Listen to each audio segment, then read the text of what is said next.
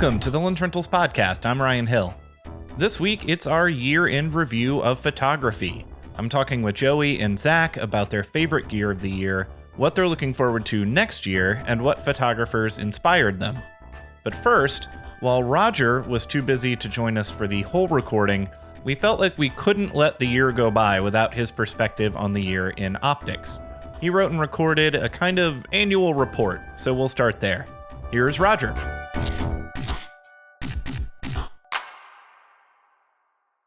You know, I get asked a lot about, are things changing? I get asked a lot or told a lot about, well, no, you know, I had this happen in 2015, so I know this about that. Actually, things are changing a lot, and it's amusing when people say they don't think they have, because the entire business model of the camera industry, at least, has changed. Used to be you got people into intro models and stepped them up, and that's gone. Supply chains are totally gone, not just that your local camera store is closed, but even getting items to the United States or Europe or wherever they're going has changed. Revenue's massively changed. Technology's massively improved. So anyone who thinks my manufacturer is the same as it was 5 years ago is just basically kidding themselves. There may be some truth in saying that about Canon, just because Canon is so huge and so internalized, but otherwise, no, nothing's the same. Some of the big changes are, you know, manufacturers. There are some today that may not appear on the internet to be much smaller than they used to be, but they're massively smaller. What used to be the manufacturer service center really no longer exists. It's a remailing location now, and they send it out to different places who do the actual work that are no longer the factory, or the factory's much smaller. What's inside your lens and camera may be different. There was one time when, you know, you could say, well, they made the parts inside the lens or the camera, and for most manufacturers, it's no longer true. I'm always amused when somebody says, well, it's made in Japan, or it's made in Taiwan, or it's made here. It may be assembled there. That's about the best you're going to get, again, unless it's one of the few places. Canon and to some extent Sigma are probably the ones that everything's made in their factory and assembled in their factory. And why this has happened is because China has gone from being a player in the imaging manufacturing market to the player. If you want a piece of glass made, a lens element made, you get it made in China. If you want an autofocus motor made, you get it in China. If you want the barrel made, you get it in China. And the business is different. The market was very proprietary 5 or 6 years ago. If somebody came out with a new technology, they kept it until everybody else kind of reverse engineered it and overcame the patents and worked around them. And, you know, that was very different. When a Chinese company makes it, they'll sell it to anybody who wants to buy it, in most cases. Very few cases where things are as proprietary as they used to be. If you think that's not true, think for a second about things like electromagnetic focusing motors, severely aspheric elements. All these technologies are developed in manufacturing centers in China and find their way into everybody's brands pretty quickly. When we take them apart, inside it's pretty similar. I don't care what lens you bought as far as the label on the outside. Inside we see parts that are almost identical. So that's changed things quite a bit. And one of the things that's changed is it's changed what used to be boutique brands 5, 6, 8 years ago. A boutique brand is some dude who crowdsourced funding, and he probably, or they bought a lens design and contracted with one place to make the glass elements and got a optomechanical designer to make the actual mechanics of the lens and the barrels and things, and contracted all that out. They might assemble it themselves. They might have it assembled somewhere, and then they released it as, you know, Joe's great lens. They might do a lens a year. Probably not that much. Many of them did 1 or 2 and then folded up, or cheated people out of their money and took their third crowdsourcing and went home. Now, when you see what is a new boutique brand, it's really usually the front for a large Chinese manufacturer who's been making parts for many other companies. So it's not a mom and pop company. It's a big, huge manufacturer. And that new brand that we didn't hear of 5 years ago now may be sending out 5 or 6 lenses a year. So all of this stuff is changing things. There's a lot of quality products that don't have your favorite manufacturer's brand on the outside. There are some not so quality products that do the same thing. The second part of what's going on is that software and firmware has become more important, both in video and in photo, whether it's new codecs, whether it's new processing of images. In many cases, the manufacturer's got software, firmware in the camera that makes their lenses perform a little better than someone else's lenses, and that's becoming more of a thing. Obviously, in my life, we tested optics only and correlated how they would perform because of that. Sometimes I can test two lenses of different brands, but no matter what I see, I show that on the camera, the performance is a little different because there may be better firmware for one of those lenses built into the camera than the other. So has imaging changed much? No, it's still about skill and art. To get great output, you have to have those things. But I think that the cheaper, faster, better electronics, multiple sources of equipment are letting people generate output with less expensive equipment or with different equipment. And they may have more choices in things like lenses or even camera bodies. And that, I think, is a very good thing. And here are Joey and Zach on the year in photography.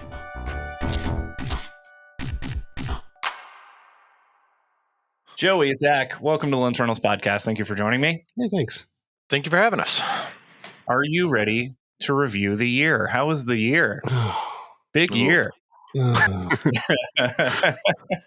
We'll try to keep it positive. Everybody's feeling good. We're exiting the year, at least, entering a new one.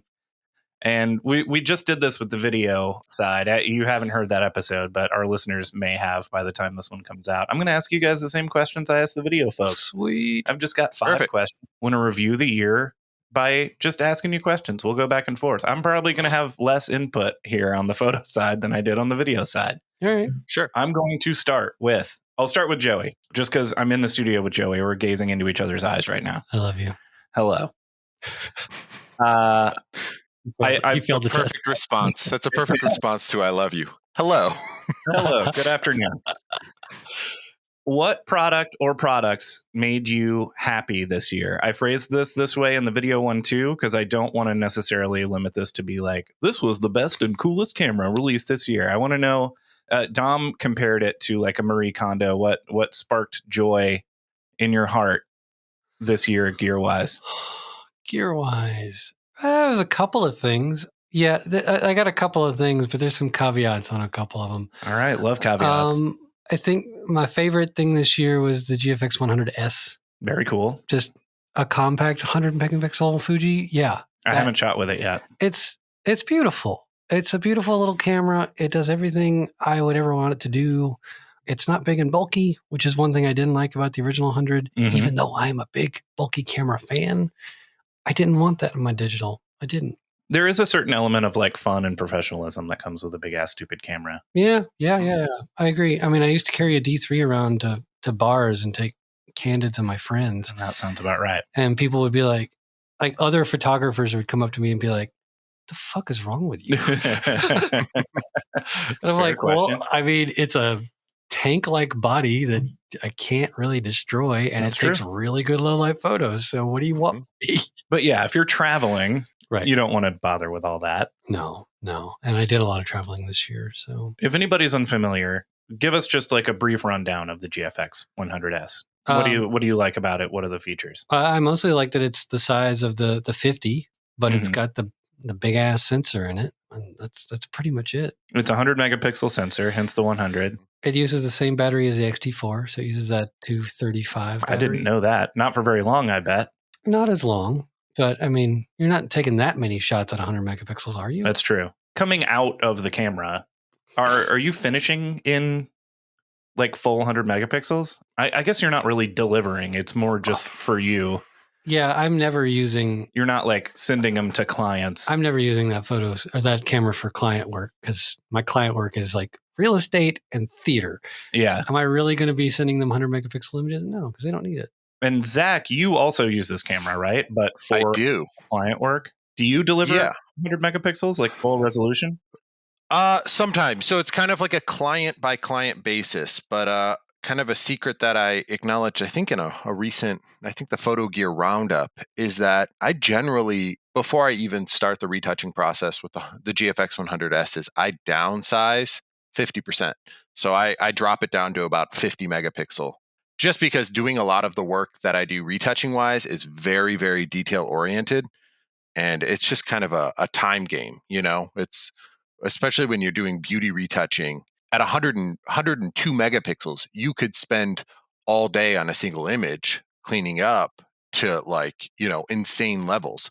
So it just kind of got to a point where I was just like, you know what, it makes more sense to do 50 megapixel, especially if the bulk of the work is going digital. If it's not going to get printed and not going to get printed at like outrageously large scale, 50 megapixels is still more than enough for what you need to do. That's why I had talked all year about buying a 100S, and I ended up just yesterday buying an X-T4 instead. Yeah. Mm-hmm. Yep. I'll talk about the X-T4 all day. Oh, I love that camera, but it's last year's camera, so I can't talk about it this one.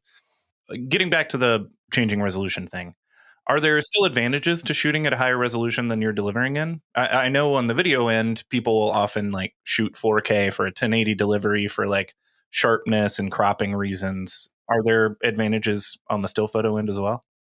Yeah, I mean, I certainly don't know the technicalities of it, and that would probably be a question for Roger or something like that. But for me, yeah, I think inherently, if you shoot at a higher resolution and then downsample, you're going to get more sharpness, more detail, more everything. The same way that if you upscale a photo, you lose some of that sharpness. By downscaling it, you gain sharpness out of it. So, yeah, I think you probably would get more sharpness out of it. And not to spoil my answer to the question that you were initially asking, but the GFX 100S is the product this year that's made me the happiest as well. The resolution's amazing, and the resolution fits my work perfectly, but it's also the most medium format camera I've ever used. And I say that in the sense of I've shot medium format film, I've shot digital medium format with Hasselblads and phase ones, different things like that. And a lot of working with those types of cameras is a different process than what we're used to if you came from a DSLR or a mirrorless camera. And one of those being is, I remember shooting with the phase 100 megapixel camera, and, you're working with maybe a dozen focus points, and the focus isn't all that accurate. And, it's a very slow and clunky camera. Whereas this is 100 megapixel. Granted, it is a cropped medium format sensor, so it's not like a full true medium format sensor, but it's still inherently quite a bit larger than a 35 millimeter sensor. But you also get 425, I think, autofocus points. It also shoots, I think, 3 frames a second in burst mode, which isn't fast compared to, cameras now that are shooting 20 frames a second and beyond.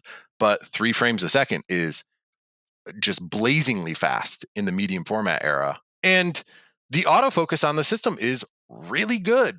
It has eye detection, it has face detection, it has all of the things that a modern camera would have. And it's probably not as accurate as, an R5 or, the latest from Sony or anything like that. But it's still way better than most of the cameras from the DSLR era.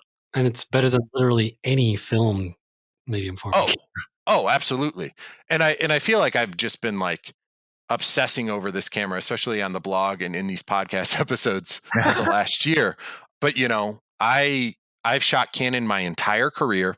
I absolutely love Canon. I've built a career on using Canon. And I had always teased the idea of like switching formats, whether it be going to Canon's mirrorless platform or moving to Sony or, somewhere else. And when this camera came out, it just felt like the camera built for the work I do, which is like almost exclusively in studio. It's a little bit more slow, a little bit more methodical. And just kind of going through the spec sheets of this and all of the other major cameras that were released in the last year, it was obvious for me that the GFX 100S was the camera for me.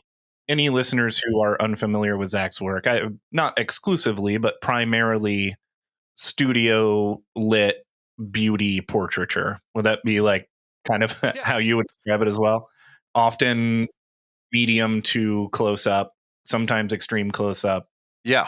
For that kind of stuff, that resolution can really make a huge difference, I would imagine. Absolutely. Well, and I've always had kind of an ongoing problem, with clients where I'll shoot full face beauty stuff, and then they want after the session, they'll want like a macro shot of just like the eye makeup or the lip makeup. And you can do that in some regards with, prior to this camera, I was shooting with a 5D Mark IV. And you could kind of do that. I mean, I think that's 30 megapixel, but you're not going to be able to get the resolution to print something large scale after you've cropped in that much, which you definitely can with this camera. I almost exclusively just shoot shoulder up, kind of like full face makeup stuff right now. And I crop in all the time to get just like a macro shot on just the eye makeup or the lips or, detail shots. And I can pull that from the exact same photo that I took that is, a wider out shot. And I still have more than enough resolution to print that in, whatever size I need to print it in. So I'm going to have to check it out. I still have not shot with it. I'll rent one some weekend, maybe over Christmas. It's an amazing camera. Like I said, it's very much tailored to, specific types of photography. It is a little bit slower, but the image quality from it's amazing. And another big added benefit is that it does shoot at 16-bit, which, I on and off use retouchers for my work depending on how busy I am.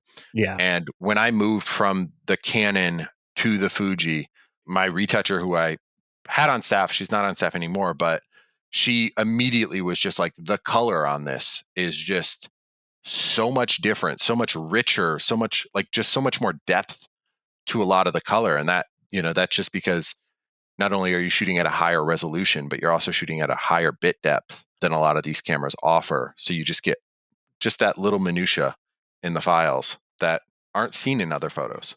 That's really cool. Yeah. My other thing is also sort of Fuji adjacent, and it's something that I wrote a blog article on just recently. Is this adapter that I got? Yeah. And I think the adapter is made by Fotodiox, I think. But essentially, my biggest, and I hate to even admit this because it's such like a small, just a small problem. But my biggest reluctance to switching brands and to switching from DSLR to mirrorless beyond anything else was the 1 week pain in the ass that it would be to sell my Canon gear and buy the new brand gear, Yeah. Mm-hmm. I have like 8 or 9 Canon L series lenses that I've collected over my 15 years as a photographer, many of which I have not used in literally years at this point, but I still love them. And, and when I do use them, I do find that like rediscovered appreciation for them. And my biggest reluctance to switching to Sony or switching to Nikon or switching to Fuji has always been like, I have to list these things online. I have to deal with people asking dumb questions on Craigslist and people wanting to check it out and reluctant buyers and stuff like that. And it's just like the whole process of selling something online for me is my literal nightmare. It sucks. I'll give you half what you asked cash right now. Right. Exactly. You list something for $900 and they'll be like, will you do 200? And I'm like, what? No, what? And yeah, so I've always like, that has always been by and large my biggest like resistance to switching brands or anything like that.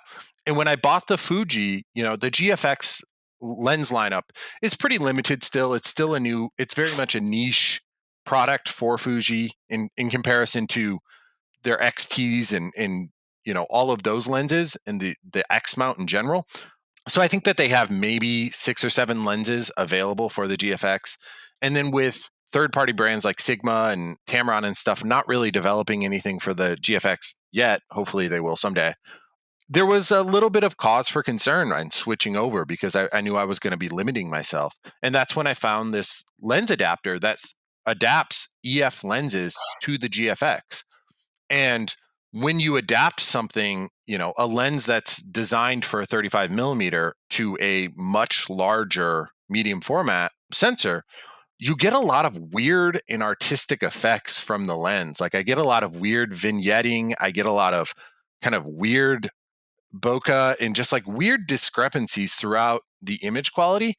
And I really love it. It kind of adds this sort of like painterly effect to the images that, can be sort of hard to like find in a lot of stuff, especially when you're shooting with an 85 millimeter 1.2 Canon lens on a medium format body. You just immediately like everything is just a little out of focus and there's just kind of these weird artifacts throughout the image, but like I find myself just really loving it. It's not something I would necessarily use for, big client work because it is a little hit or miss a lot of the time, as is kind of always a problem with adapters in some regard.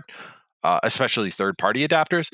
But I've really, really kind of enjoyed it sort of as just kind of like a new kind of creative outlet of like, here's some new image processes that I can do that only I can do, or only, people that have all of these tools in their toolkit can really do. You wrote a blog article about that, right?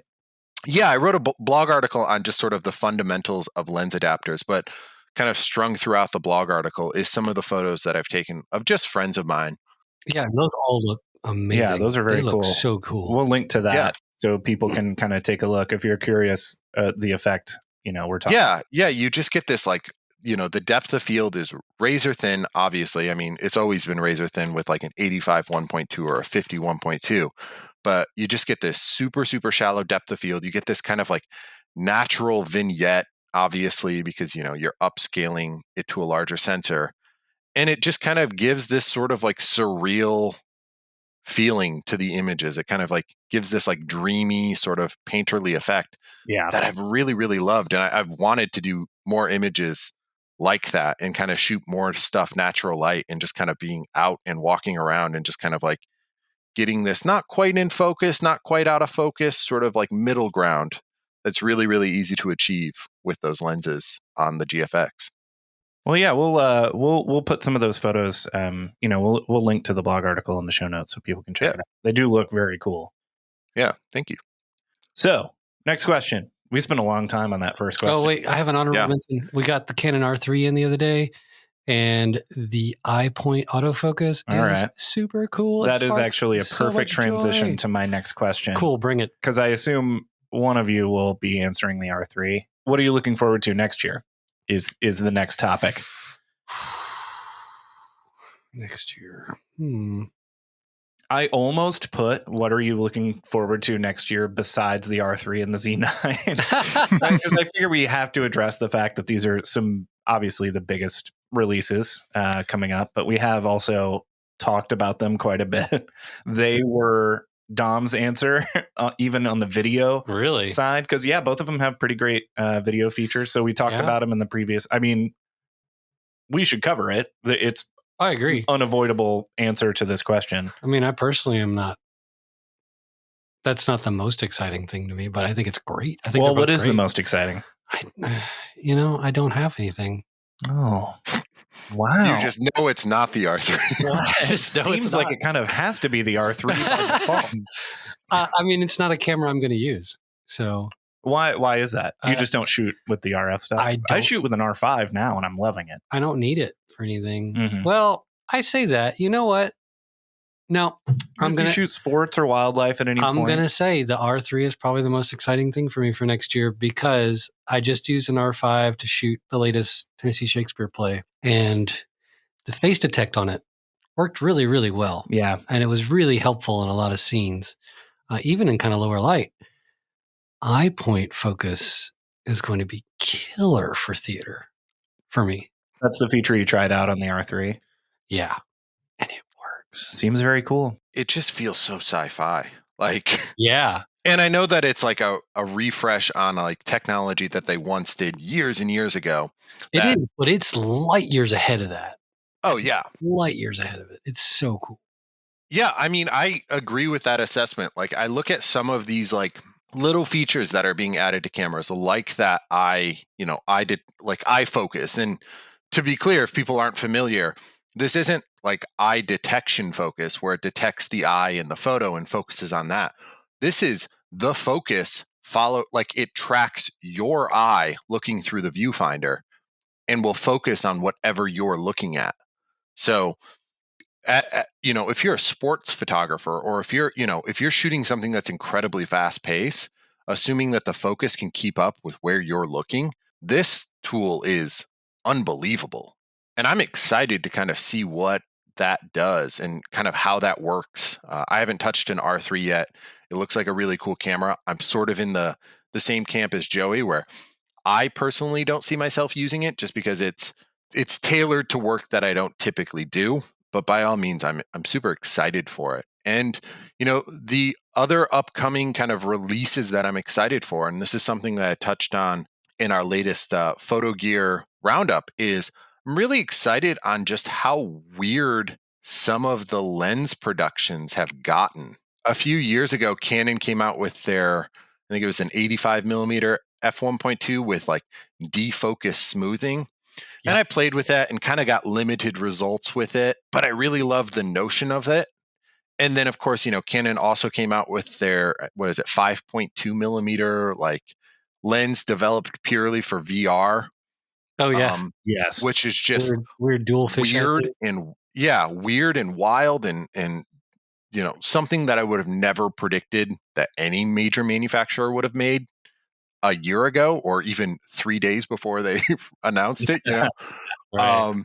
So I'm excited for these camera manufacturers and these lens manufacturers to just kind of like get weird with it. I occasionally will stumble across like an old wish list from B&H of like when I first got started in photography of like someday I want to own this lens and someday I would love to have this light and this, that.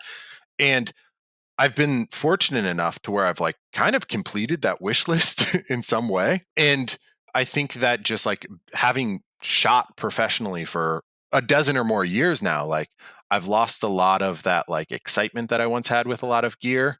What used to be this, this thing that I would kind of like have gear acquisition syndrome for, now it's more just like utility based. Mm-hmm. So these weird lenses and these weird products that are just kind of like changing, they're just kind of going in a different direction sometimes. And I'm really excited for that because, at that point it's kind of creative expression. It's more built on that instead of just being like, this is the sharpest, the fastest lens that we've ever made. Now they're kind of like being like, this one's got a weird feature that's never been made before. And I'm excited for more of that kind of stuff. I'm excited for just these lens developers to just kind of come out with some weird stuff that nobody had really thought of and just throwing it out there to see how people will use it. It's remarkable how much crossover there is in these answers between our like photo end of year review episode and our video end of year review episode. Well, they're kind of starting to merge. Yeah, they really are. That is, we talked a lot about that 5.2 millimeter fisheye too, and about how, the applications that has for a little bit easier VR. I think it's going to be a big photography year next year, hopefully. Specifically photocentric. I don't think they're on the roadmap till 2023, unfortunately. But Fuji's GF tilt shift lens that's supposed to be coming. Oh, I didn't know about that. Their 55 1.7 that's supposed to be coming. Those are awesome. Wow. Those all right, cool. I think the only thing actually coming out next year for them is the 20 to 35 wide angle zoom. Oh. Which that's cool. Well, into that. If you're still listening, Fuji, let's speed it up, Yeah, give us a VR. Give us a 5.2 millimeter VR that we can put on that. Pick it up, baby. GFX 100. All right, we'll take a quick break right there. And when we come back, I want to get out of gear territory and into industry territory, the mysterious future. Oh, boy.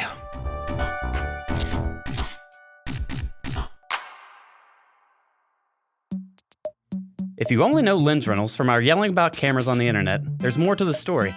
We're actually the largest online videography and photography equipment rental house in the entire world. Cameras, lenses, lights, audio, drones, just about anything. Here's how it works. Just go to lensrentals.com and tell us what you need and when you need it. We ship it straight to you in protective cases.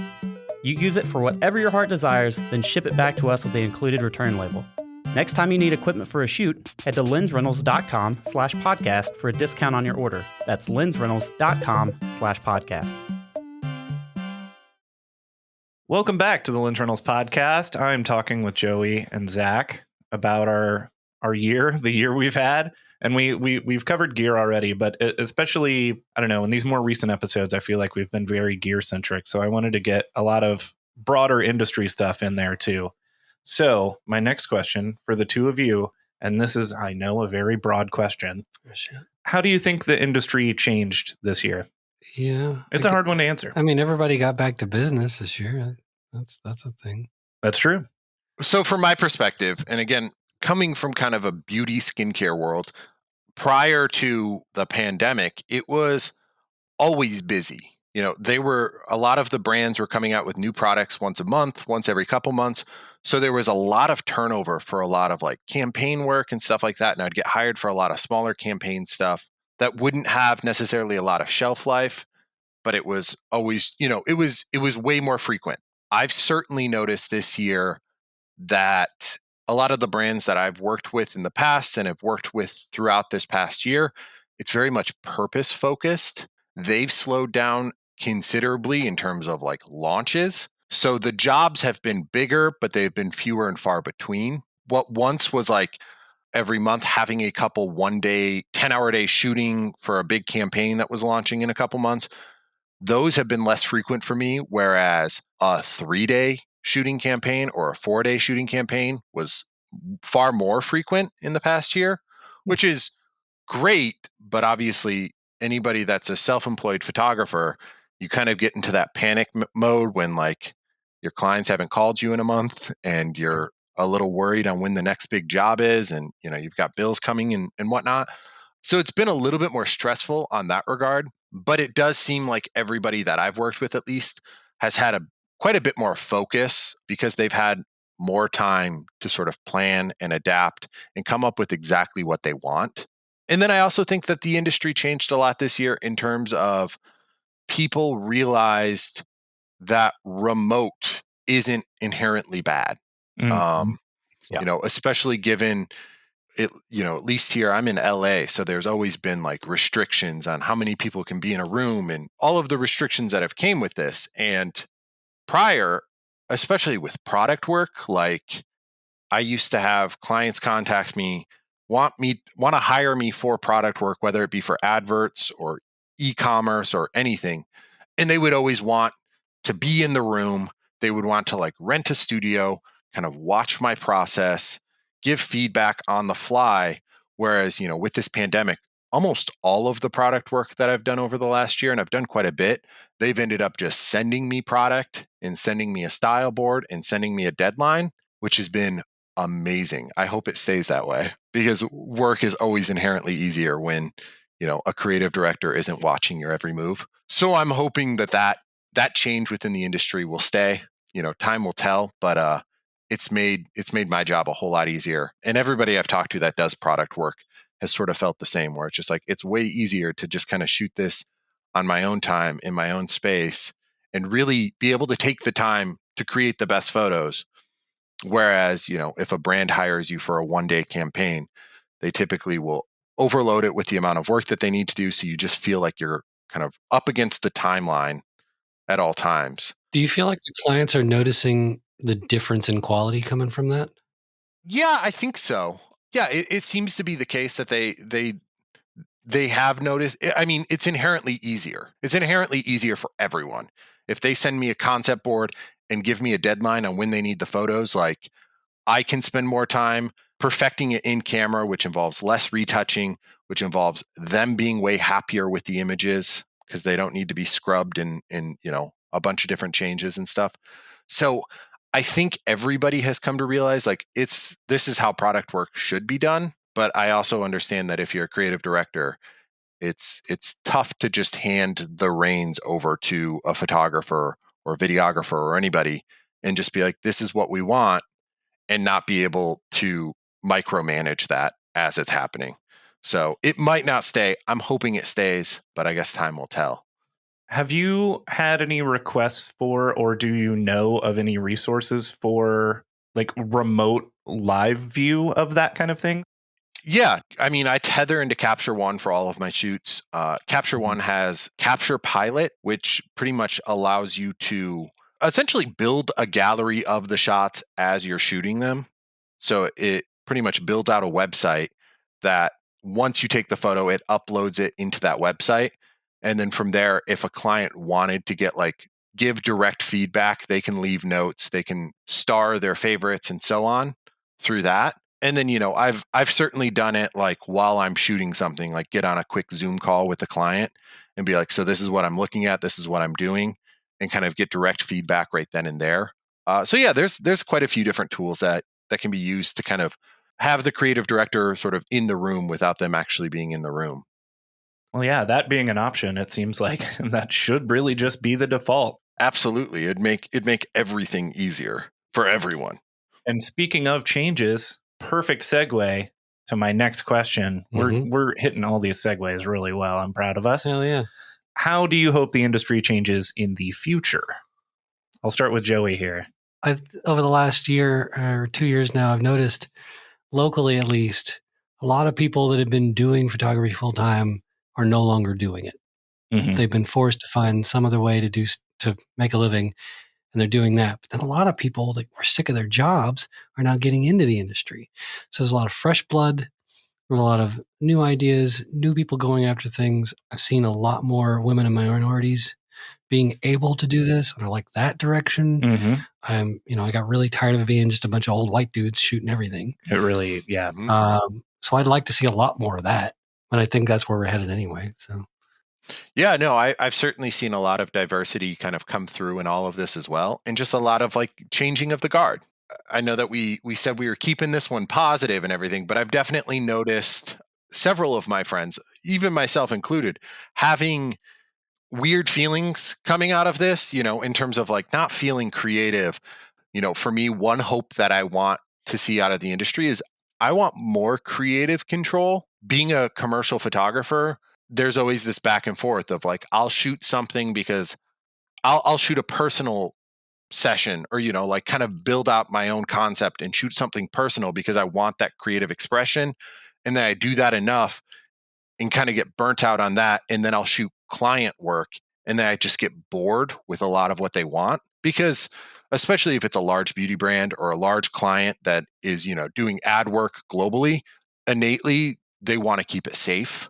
They want something that's in a lot of ways just kind of generic, because generic works, and generic, is free of controversy and free of critique in a lot of ways. I would love for my clients, my commercial clients, to be a bit more bold and just give me a little bit more creative control, instead of necessarily sending a photographer a mood board or a look board or, concept board, to maybe develop a concept board with that photographer based on the work that they produce. Because you have no idea how many times, like, I'll get a client that I'm excited for, and then I get the mood board and just kind of am like, ugh, just this is all we're doing. We have this opportunity to create something really cool and interesting, and we're just going to do the same old thing. So I'm hoping that brands, and, like I said earlier, they're shooting and producing content far less frequently. So I'm hoping that will translate into them getting a little bit more ambitious with when they do shoot, and just kind of like creating stuff that's a little bit new and unique and fresh. I tell you what I'd like to see, and this is totally unrelated to what we've just been talking about. Mm-hmm. I would like to see a furthering of people getting paid more, what they're worth. I would like to see local creatives coming together and forming more guilds, unions, fighting for, especially in lower markets, like lower tier markets like Memphis, where it's dog eat dog out there and everyone's trying to undercut everybody else. But if we all got together and said, hey, this is what the going rate should be for this kind of work, we're all going to charge that, then local companies have no choice but to pay that. And then, we're all getting paid what we're worth. Everybody makes more money. And, maybe we can actually squeak out a living on this thing we like to do. You are going to listen back to this year in review video episode and be shocked how much of the same exact topic we are covering.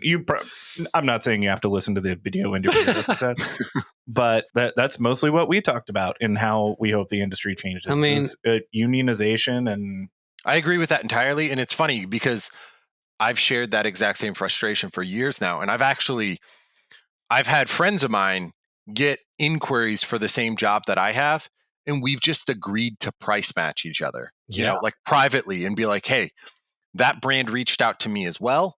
This is the estimate I'm going to send them for this amount. And then like, we'll just agree, we'll price match this and let the best person win.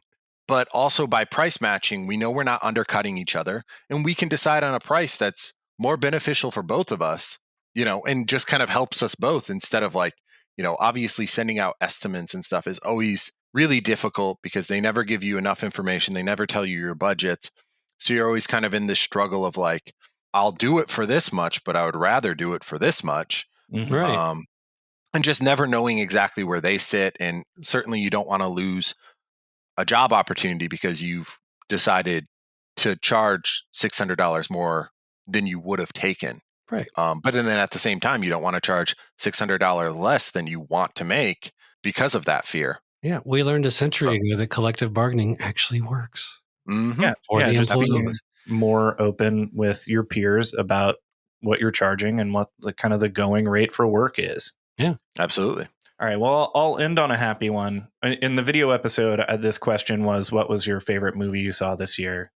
In our photo episode, speaking of, passing the torch and newer people getting into photography, who are some photographers that people should know about? You got a few there? I got a few. I've got a few. You want me to start? Yeah, you start. For me, so much of my Instagram feed, is an outlet for inspiration for me. So I follow almost exclusively, with the exception of obviously friends and people that I know personally, I follow almost exclusively like beauty photographers. So my list of photographers I think people should check out are all sort of teetering on that world. One of my favorite photographers, and has been for a couple of years now, is a woman by the name of Sarah Brown.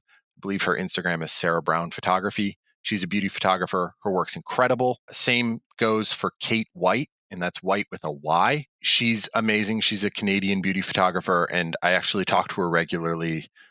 Just a huge inspiration for my work. For years now, one of my favorite photographers has been William Clark in the UK. His work's amazing. And then a lot of my product inspiration, and a photographer that I often will look at her product work and kind of ask myself, like, how the hell did you do that? Is a photographer here in LA. Her name's Mandy Stoller. And her product work is just insane in just how she uses weird lights and reflections and just everything. It blows my mind every time she puts out new stuff. I could go on forever for photographers that I admire and respect.